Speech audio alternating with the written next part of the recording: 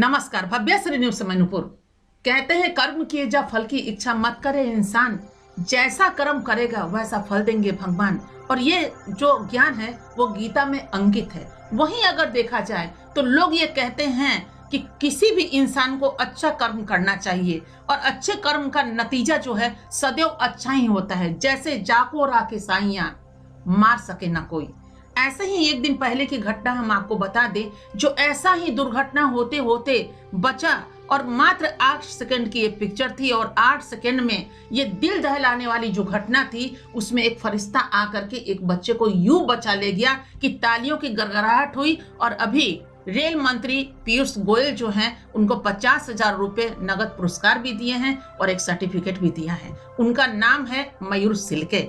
ये रेलवे कर्मचारी हैं और वो काम कर रहे थे। अब आपको हम विस्तार से बता दें कि ये बागनी स्टेशन की घटना है। मुंबई के बागनी स्टेशन में एक दिन पहले क्या हुआ, एक थोड़ी कहते हैं उसको अंधा तो नहीं कहा जा सकता या कम दिखाई देने वाली उनकी माँ और उनके छोटे से एक बच्चे थे जो रेलवे प्लेटफॉर्म के बगल में चल रहे थे। उधर से तेज गति की रफ्तार की एक गाड़ी आ रही थी और ट्रेन की गति तो जानते हैं वो ब्रेक भी नहीं लगा सकते।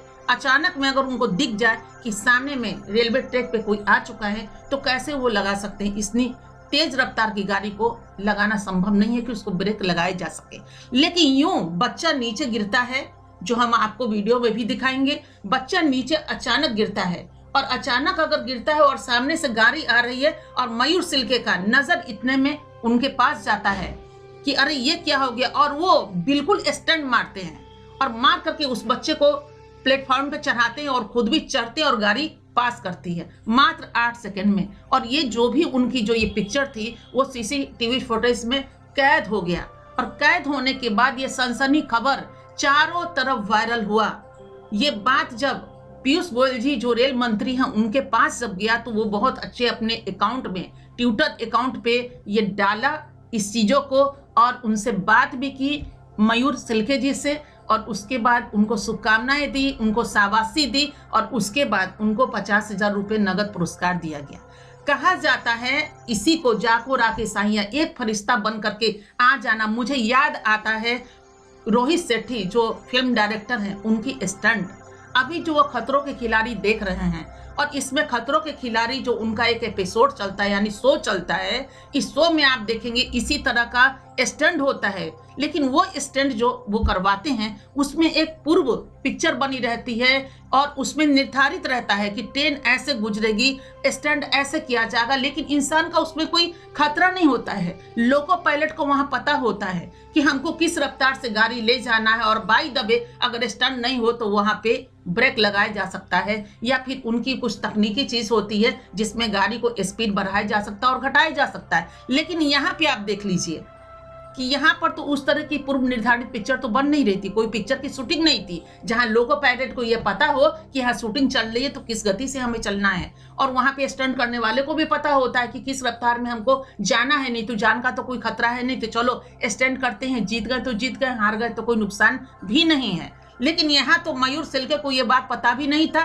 और उधर लोको पायलट अगर सामने में देखते देखते चूंकि दिखाई पड़ी होगी दिन की रोशनी में तो क्यों नहीं दिखाई पड़े, और ऐसे भी शाम का वक्त भी हो, रात का भी वक्त हो तो रेलवे पे जब गाड़ी गुजरती है तो उनके इतनी ज्यादा वेपर उसमें होती है, रोशनी होती है कि सामने में क्या है उनको दिखाई पड़ती है। अब सोचिए उस मर्म का जो लोको पायलट अपनी आंखों से देख रहे हैं कि सामने एक बच्चा गिरा हुआ है और उसके बाद मयूर आते हैं, ये दोनों को देख करके वो हालत क्या रही होगी, उस जगह का परिस्थिति, उनकी मानसिक स्थिति क्या हुई होगी लोको पायलट का। जो वो गाड़ी चलाते हुए, वो गाड़ी तो चला दिए होंगे लेकिन उस समय उनको यह आवाज नहीं होगा कि लोग बचे या ना बचे। वो तो बाद में उनको पता चला होगा जब आगे स्टेशन पे गाड़ी रुकी होगी तो, चूंकि वहां पे कुछ ऐसा स्टेशन नहीं था कि गाड़ी रोक दी जाए। अचानक वहां से गाड़ी गुजरी यानी सेकंडों में, 8 सेकंड में टोटल ये पिक्चर को आप देख सकते हैं। अगर वहां पे कोई दूसरा होता, ऐसा हम नहीं कहते हैं कि दुनिया में एक मयूर सिल्के जी ही हैं, बहुत सारे ऐसे फरिश्ते हैं जो ऊपर में भगवान जिनको बचाना चाहते हैं। इस धरती पे अगर हम लोग जन्म लिए हैं कुछ अच्छा करने के लिए और ऊपर वाले जो कहते हैं पूर्व जन्म का हमें तो ख्याल नहीं है, लेकिन इस धरती पे जब हम जन्म लेते हैं तो इस जन्म का तो हमें ख्याल होता है और यही सीख मिलती है कि किसी के लिए भी थोड़ा सा अच्छा कीजिए। सामने में ऐसा दुर्घटना होने से बिल्कुल बचा दीजिए, क्योंकि वो बच्चा जो है ये हमारे देश का ही एक बच्चा है, एक नन्हा सा जान। कहते हैं कि छोटे बच्चे में भगवान का निवास होता है। तो हमारे भारत में ऐसे ऐसे वीर योद्धाओं ने जन्म लिया है और हमारी धरती ने ऐसे सुपुत्रों को जन्म दिया है जिसने ऐसी ऐसी आजादी के जंग भी लड़े हैं। अब ये देखिए, जान बचा देना बहुत बड़ी बात है, अपनी जान को खतरे में डालकर। क्योंकि मयूर सिल्के को सैल्यूट है पूरे देश का। और वहीं पे रेल मंत्री पीयूष गोयल जब उनसे बात की है तो उन्होंने सिर्फ इतना कहा कि ये मेरा फर्ज था, हमारा कर्तव्य था।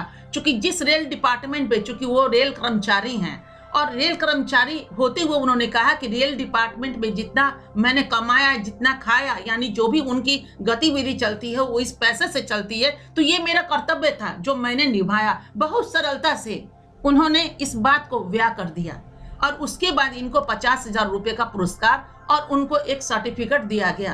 और तालियों की गड़गड़ाहट की तो कीमत ही मत समझिए, ये तो अनमोल था जो पूरा देश आज उनको सैल्यूट मारता है। और ऐसे ऐसे लोग अगर हमारे देश में हो तो आदमी क्या फिक्र करे। तो मयूर ने भी ऐसा ही किया। अब उनको अपनी जान की परवाह लोग क्यों करे। उन मयूर की जान देखने वाले तो ऊपर जो बैठे हैं खुदा, या उनको ईश्वर कहिए, खुदा कहिए, अल्लाह कहिए, जो भी रूप दे दीजिए, क्योंकि एक पावर तो ऊपर बैठे हैं जो अक्सर अच्छे कर्म का नतीजा अच्छा ही देता है। तो अभी मयूर जी को ये चीज मिलना था, ये तोहफा मिलना था, उनको मिल गया। और कभी भी एक अच्छाई के लिए हर इंसान को कदम आगे बढ़ाना चाहिए। ऐसे देखा जाए तो बहुत सारे लोग इस दुनिया में अमीर है, लेकिन जो मन से अमीर है, जो अपनी सोच से, अपनी गति से अमीर है, अमीर तो उसको ही मानना चाहिए। पैसे की जो कीमत होती है वो सिर्फ भौतिक सुख सुविधाओं के लिए होती है, लेकिन ये जो बहुत बड़ी संपत्ति जो सिल्के जी के पास है, ये समझ जाइए ऐसी है जो मन को एक संतुष्टि,